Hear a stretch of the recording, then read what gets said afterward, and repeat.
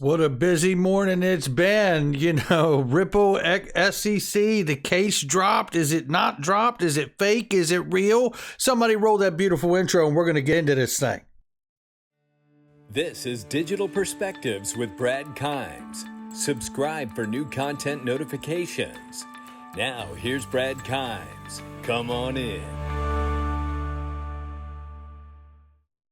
Welcome back to the show, everybody. You can follow me on Twitter at BackupBradleyAbove, and everything that we're talking about here today. We will hear from CoinsKid on what's going on with the XRP price. Currently, we are up right now about 8.8%. It was 9% early this morning, 10.5% on the 7-day, but 8+ on the 24-hour. We're at $1.03 right now. But you know what? Hang in there, not to put ice water in your veins, because the whole crypto market's up over 9.5%. We're at 2.079 trillion for the crypto market cap, but there may be some more downside in front of us. We'll get into that shortly. And we're also going to address the information that came out from 3 different news sources that said that the SEC Ripple case was settled and going to be dropped or what have you. We're going to get into that and clear that up in just a second. Right now, the ranging price for XRP, low side is 0.9423, the high side 0.0624. We're at 10291 right now. Let's go ahead and get into this. Ripple Creator Fund grants $2 million to the first wave of applicants. If you guys weren't aware, I also showed there was the Apex conference, I guess, or developer conference that was going on yesterday or the last couple of days, where David Schwartz announced that the federated sidechains were really going to be interoperable. And I'm not a coder, so I could have this a little wrong as I paraphrase here, but nevertheless, it's going to open the door for the interoperability through the Ethereum virtual machine and allow developers to cross over back and forth between the networks there.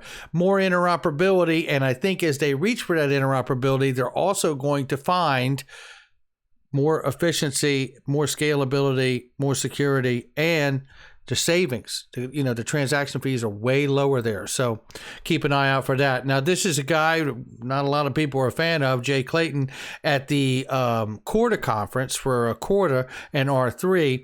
And listen to this here, because this is fascinating. He talks about AML and KYC regulatory compliance and how important all of it is, and the ISO 20022 standard. But what's funny about this is it doesn't sound like the guy that brought the case against Ripple, because that's exactly who he was at his time at the SEC. And we also know that Ripple is KYC. RippleNet is KYC AML. And they are working in between the banks and behind the firewall, as Brad Garlinghouse has told us. It's hard to imagine that this guy can sit here and say these things. Listen to this. But let's go back to facilitating better payments, more efficient payments. It is wonderful to have a technology that takes frictions out of that system and drives value. That is, of course, a necessary condition to be a disruptor, come in, replace the incumbent system, provide value for everybody. Great, but it's not a sufficient condition. Whatever you're replacing is there and complies with existing regulation. And in the case of payments, let's just talk about AML, anti-money laundering, KYC, know your customer. Those types of issues, unless you do it better, at least as well or better than the incumbent, you're going to have a really hard regulatory hurdle to come over. There's not a trade-off. Okay, lots more efficiency. We'll take a little less KYC, AML protection. That's not a viable way forward in most regulatory regimes. Honestly, this guy is stealing the money from wherever he's coming from, because the truth is, and God bless him, if he can get it, go get it. And if somebody's dumb enough to write you the check for it, well, by all means, go cash it. But the reality here is Jay Clayton sounds like he's talking from 2016 and 2017 talking points. It's embarrassing. It's unbelievable. But you know what? This isn't, because this is Mr. Bud right here, representative, who's asking Jerome Powell about the plan for banning crypto and Bitcoin. And he really forces Jerome Powell to level up about these "I misspoke" statements earlier when I was talking. How convenient, Jerome. You were asked about CBDC, or the central bank digital currencies, and their impact on stablecoin and other cryptocurrencies. And you stated and I think I quote you correctly here, you wouldn't need stable coins, you wouldn't need cryptocurrencies if you had a digital U.S. currency. So, Mr. Chairman, as a matter of policy, is it your intention to ban or limit the use of cryptocurrencies like we're seeing in China? Are you telling me? I mean, Mr. Bud just laid it down. That's what you call a bear trap, right? He just set him up. Are you telling me that we're going to run the United States just like we see communist China run? Let's hear what Jerome Powell says to that one. No, and I immediately realized I'd misspoken there. I didn't mean that take the word cryptocurrency out of that sentence, and I would say it's fairly widely understood that central bank digital currencies could perform some of the could make but no intention to ban less no intention to ban. No intention to ban them, but they're, the stable coins are like money market funds, they're like bank deposits, but they're to some extent outside the regulatory perimeter, and it's appropriate that they be regulated. Same activity, same regulation. First of all, thank goodness, and thank Mr. Bud. I don't know what your position is in government or what have you, but I'll tell you what, I appreciate the kind of people that can bring this kind of accountability to the things that the people from the Fed and different government agencies are saying. Look, whether it's the private Fed or whether it's centrally related from congressional officials or people in government or the Treasury, wherever they're from, they get away with saying a lot. They also get away with saying a lot that doesn't actually say a lot. Right. But in this case, he's called him out on his previous statements here. And now Jerome Powell says he has no plan to be a part of a ban for crypto or Bitcoin. Now, that to me is a pretty bullish statement on allowing the market to continue to move. Now, this is Crypto Law US right here. Shout out to them and John Deaton Law Firm. And if you don't know, John Deaton will be on later today between 3 and 4 p.m. Eastern Time on Fox Business News with Liz Clayman and Charles Gasparino. Make sure you tune in to check out what John Deaton is going to say on there. I don't know what he'll say, but I know one thing, it'll be straight fire because he's representing over 20,000 XRP investors, and I'm one of them, and I'm very excited to see that he's getting a little FaceTime here because I know he's got a lot of things that he can bring to light for Charles Gasparino on what's going on around the case, and I couldn't be more excited that he's going to get that time to do so. The Crypto Law says right here, working group on financial markets led by Treasury expected to release report in late October with administration's recommendations focused primarily on regulating stablecoins, but the report is far from finished, so stay tuned from the Wall Street Journal. Now, we reported on this, Catherine Hahn from Andreessen Horowitz, who was also formerly from the Department of Justice, had said in the early part of October, but now it looks like it may be towards the latter part of October.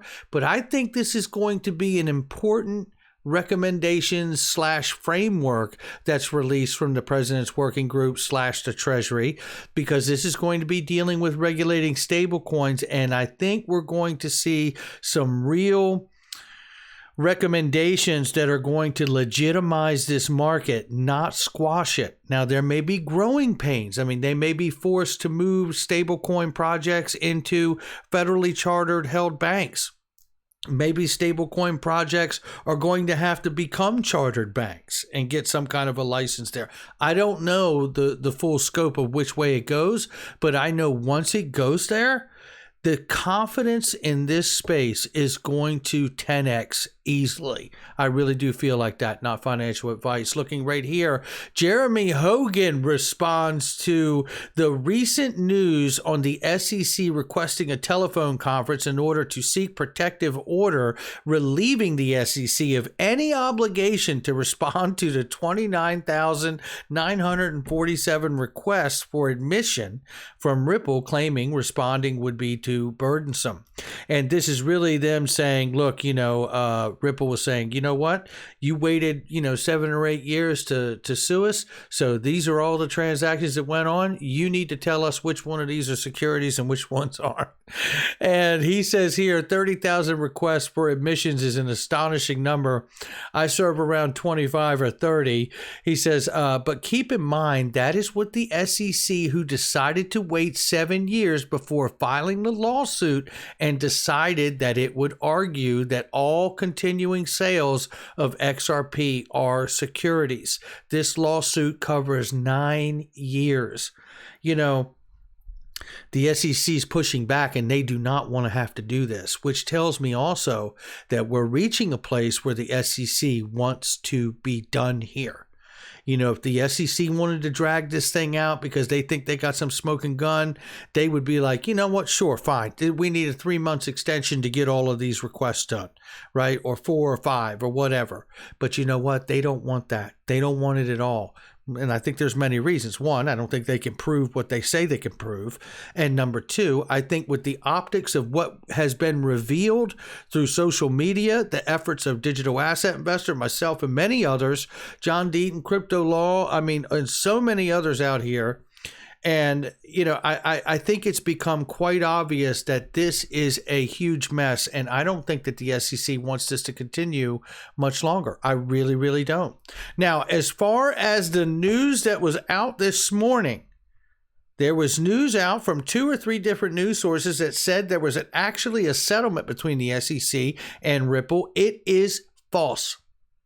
And it was confirmed by Stuart Alderati that I saw, who answered back on Twitter to a post from Digital Asset Investor confirming, and Charles Gasparino has also reached out to Ripple and got confirmation that the information is not true. So somebody or somebodies have made a real concerted effort here to get that news out today. I don't know why they chose today, but I do say this to you. I know that John Deaton's going to be on mainstream media as far as I know, for the first time, talking about this Ripple SE case, which is only getting bigger. And might this have been, and we all know it could not be, but you have to wonder, was this a distraction to try to pivot the conversation today to address these recent rumors that are out? But they were shot down really very, very quickly this morning. So I hope that Charles Gasparino and John Deaton, Liz Clayman are able to focus on what's really in front of us, which is the case that still exists. It is not over, and I hope they get to spend the majority of the time talking about the points that John Deaton feels are the most important to pay attention to going forward. Right here, as most would, assume, and this is an assumption, it is not a fact, but a lot of people are saying Ripple will grow predictably once it beats the SEC case. And look, it's either the SEC drops the case or there's some kind of settlement in Ripple's favor. And I'm certain that there will be some kind of fines paid or what have you. And you know what? Okay, no big deal. But there was never any illegal wrongdoing. There was never any fraud charges in any of this from the day one, and nor has there been since. So, it is time for this thing to start to come to an end. It really is. Now, I know that there is a process to all of this, so we do have to go through the motions like a dance. I get it. But for me, I am very excited about the end of this case because I believe it will allow Ripple to get back to business. And not only, they've never stopped being in business from around the world, but in the United States, that's what I'm talking about. I want to see them be able to really push just as hard as they have been in the United States without any confusion. As Brad Garlinghouse said, with a path to go forward. Right, that allows them to go forward and not dilute the XRP technology. That is for sure. I'm paraphrasing, but that's certainly it. Now let's look at price, because today we saw a bump in the price this morning. And look, some are saying the market's responding in a positive way. We saw the whole market was up, and we know that China banned Bitcoin. That may have actually been good for Bitcoin on the other side of that equation. But at the same time, we may see a little more downside for XRP at some point, and certainly coming off of the fake news Let's listen to Coins Kid. You could be looking at a 20% correction. So, I think I've shown you before the moon phases, okay? And I mean, look at this moon phases for bang on, okay? Look at this. We could be looking at a 20% correction from where we are right now, right? Or even maybe slightly more. I think we're going to calculate this in a moment. I was anticipating a bit of a dump this weekend. It might come. I might hit the absolute nail on the head with that. But you can see this particular dump moon. Look at that dumped, and look at this pump moon right now. You can see that it is. We've lowered out down here, and we've started to pick up. We're doing relatively well here from this dump moon signal just there when it was printed. This pump moon, sorry, you're currently up roughly 13% on XRP. So you can see it is having some kind of effect, isn't it? Look, this pump moon, what did it do? Dump moon came down a little bit, consolidated, then pumped again. This pump moon from there came down a little bit and pumped into this dump moon. Dump moon absolutely dumped, didn't it? So when is the next dump moon? Let's have a look at this. Okay, so from here to there, I think roughly a pump moon lasts about 16 days. Okay, so what we'll do, we'll drop a pump moon in from this moment just here, just there. 16 days gives us around about there, the 6th of October. So we'll drop it in as a pump moon, basically, make that green. So make that green, and then we're looking at a dump moon starting from there. Now, how long does a dump moon last? A dump moon lasts around about 12 bars, so 12 days.